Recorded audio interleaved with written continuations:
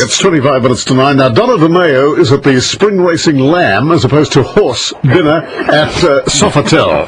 What's doing, Donna? Well, it's a very special evening because they're celebrating, I suppose, springtime. The fact that the spring racing carnival is just around the corner, and celebrating the fact that we love to eat lamb. And it's a beautiful room. You know, number 35, the most spectacular views here at the Sofitel. Oh, I've been up there. Yes, that's great up there. It's absolutely stunning, and there's some very fun people here this evening. It sounds like, because they're in the background there, I can hear them going off. It sounds like a great party. Can I tell you, they've put me on a table with 2 Miss Universe contestants, so I'm feeling particularly glamorous this evening. Thank you very much, organisers. Tweet a photo. But there's wonderful personalities here, but the biggest personality has to be the Lambassador himself. Sam Kekovich is sitting right next to me. He's extricated himself from the dinner after a mighty big lunch, I heard. But here's Sam to talk to you boys. So Simon, John and Bruce, brace yourselves. Here's Sam Kekovich. Yeah, that's wonderful. The Lambassador. What's your favourite cut there, Sam? My favourite cut at the moment? Yes, I think I'd rephrase that in a minute if you knew where I was. Sam, be very careful. We're on air, but we are in delay. Sam, I love cutlets, Sam.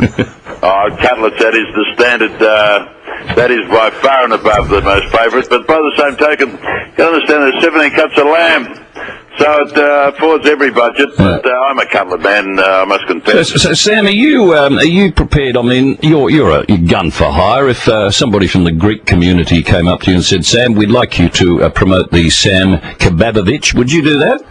I think if it's associated with lamb, of course I will. Well, of course it will. It is, isn't it, when you think about it? I took umbrage to the fact that you quote, you referred to me as a gun for hire. Well, you are, aren't you? Well, not really. I think that's a little bit over the edge. Listen, by the way, I hosted the MS Gala Ball on Saturday night. Do you remember Lena Morocco, the organiser? Indeed, vividly I remember that. What a great function, and it's a noble deed that you would do something like that from a charitable book. Well, thank you, and I sat next to Ted Bailey and his charming wife Robin, and we raised a heap of money, and they had Code 1, the police band, who send their very best to you, Sam. Yeah, Code 1, aren't they a riveting group?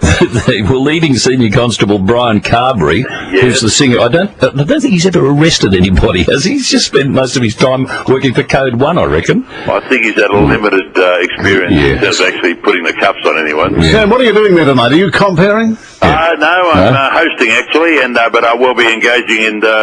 I will be delivering not a sermon, but some of my most eloquent diction. Yes.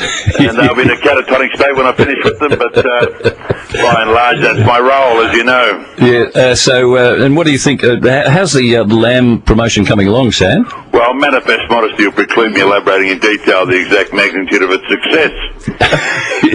You got that, Joe? Yeah, I know, Okay.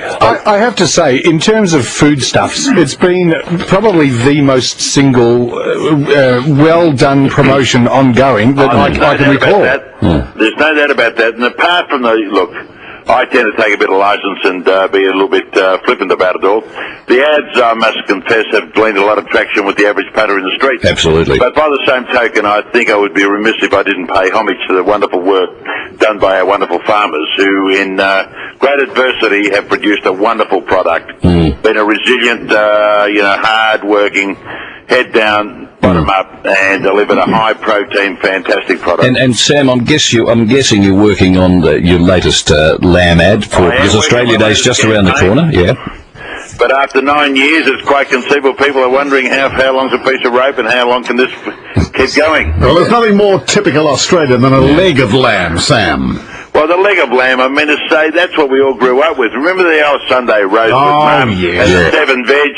Remember we used to open up the oven door? And the mint sauce? Oh, yeah, and the gravy with that skin on it. Well, this is where it's all changed now. We don't need the mint sauce, see?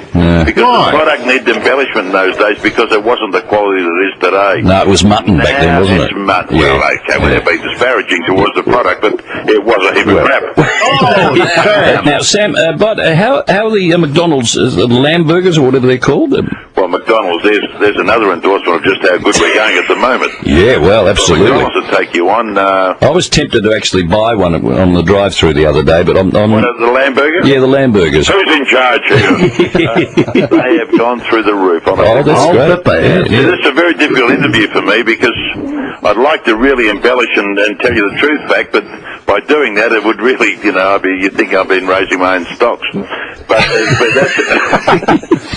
I thought you were going to say you'd have to turn off the transmitter and go home. Oh, God. No, it's been a fantastic success. And, yeah, that's good. All right. I have to say, in terms of an ongoing campaign, the success is huge, but I would just love, in about 10 years from now, when the campaign winds down and you decide to retire from the lamb ambassador role, for you to write a book about how you're a vegetarian all through it. Well, I'm not so sure I was going to embark on that particular role, but it's quite conceivable. Who knows, you know, when it may terminate. But I'd like to think when I reflect back on the role that I played. Yeah. All right, Sam, we'll leave. Being great. Okay, you want to terminate? All right, I'm getting out of here. No. Remember, be Australian, put a lamb and chop on the barbie, and rejoice in being in the best country on the planet. Listen, by the way, Sam, Cecile and I had lamb cutlets tonight, marinated on the barbecue. Absolutely delicious. Now, John, you would know better than I. You know, we all go through periods of undulation.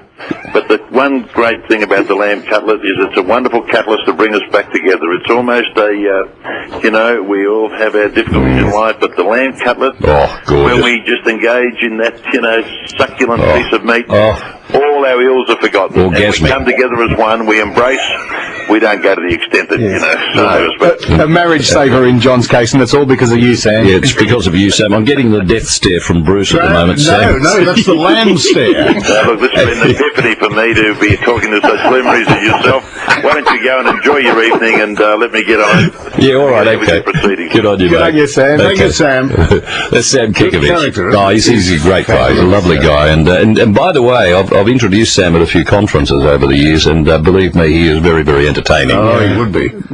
You know, very entertaining. If Yes. you don't take your maiden aunt to along any of his presentations.